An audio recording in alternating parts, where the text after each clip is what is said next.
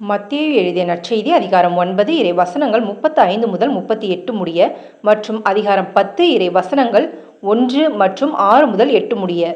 இயேசு நகர்கள் சிற்றூர்கள் எல்லாம் சுற்றி வந்தார். எங்கும் அவர்களுடைய தொழுகை கூடங்களில் கற்பித்தார். விண்ணரசை பற்றிய நற்செய்தியை பறைசாற்றினார். நோய் நொடிகள் அனைத்தையும் குணமாக்கினார். திரண்டிருந்த மக்களை அவர் கண்டபோது அவர்கள் மேல் பரிவு கொண்டார்.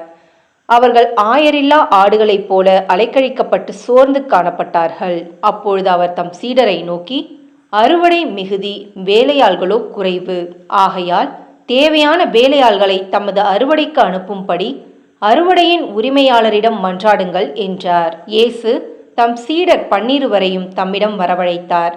தீய ஆவிகளை ஓட்டவும் நோய் நொடிகளை குணமாக்கவும் அவர்களுக்கு அதிகாரம் அளித்தார். மாறாக வழி தவறி போன ஆடுகளான இஸ்ரேல் மக்களிடமே செல்லுங்கள். அப்படி செல்லும் போது விண்ணரசு நெருங்கி வந்துவிட்டது என பறைசாற்றுங்கள். நலம் குன்றியவர்களை குணமாக்குங்கள். இறந்தோரை உயிர் பெற்றெழ செய்யுங்கள். தொழுநோயாளரை நலமாக்குங்கள். பேய்களை ஓட்டுங்கள். கொடையாக பெற்றீர்கள், கொடையாகவே வழங்குங்கள். இது கிறிஸ்துவின் நற்செய்தி. கிறிஸ்துவே உமக்கு புகழ்.